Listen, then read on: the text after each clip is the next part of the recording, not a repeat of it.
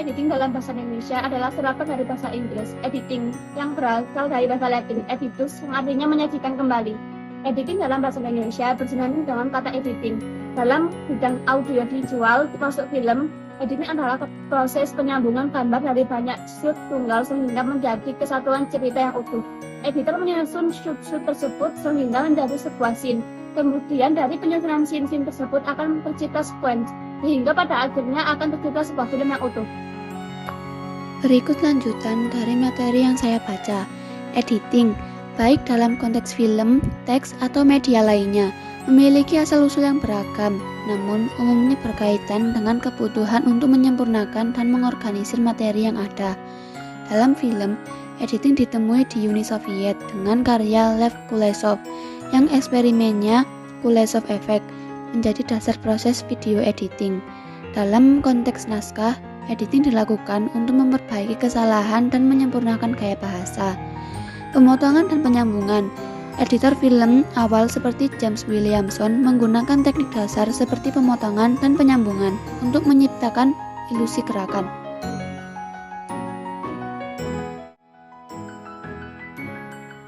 Pada awal 1900-an, proses editing film masih dilakukan secara manual menggunakan film steroid. Editor memotong strip film dengan menggunakan gunting, lalu menyambungkannya dengan menggunakan perekat. Teknik ini disebut splicing dan membutuhkan ketelitian yang tinggi agar sambungan tidak terlihat dan teknisi antar klip tetap mulus. Dari penjelasan sebelumnya, di sini saya akan menjelaskan tentang splicer. Splicer adalah alat yang digunakan untuk menyambung potongan-potongan film agar menjadi satu kesatuan utuh.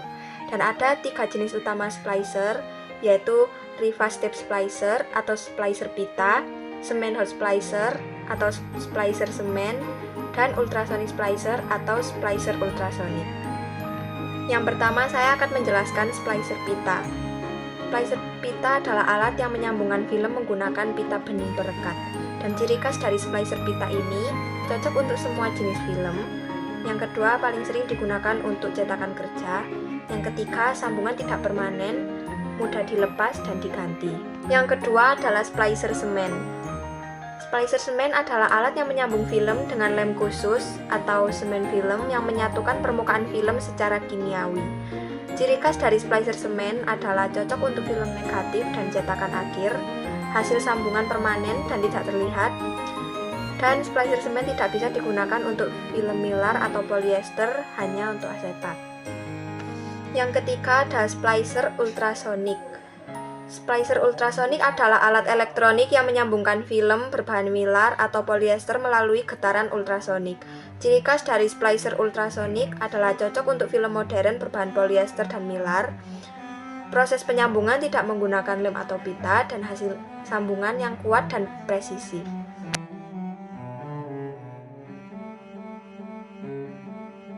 Editor film pertama, James Williamson, menggunakan teknik sederhana seperti penyambungan dan pemotongan untuk menciptakan ilusi gerakan dalam film.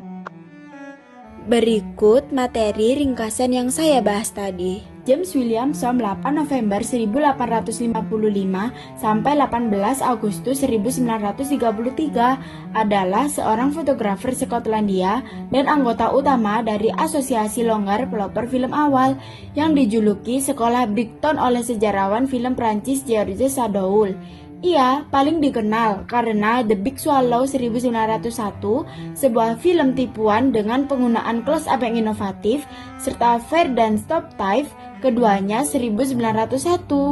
Drama dengan kontinuitas yang dibangun melalui beberapa pengambilan gambar.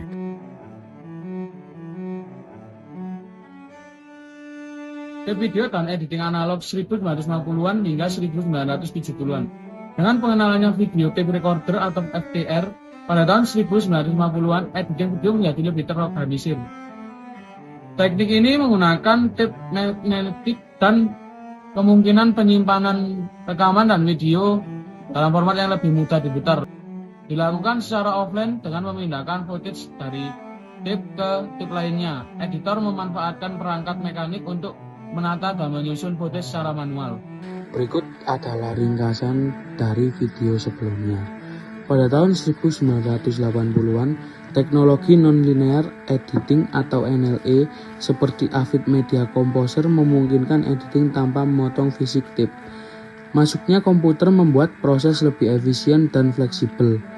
Pada tahun 1990-an, software seperti Adobe Premiere dan Final Cut Pro memperkenalkan fitur canggih seperti efek visual dan koreksi warna, menandai transisi besar ke editing digital non-linear.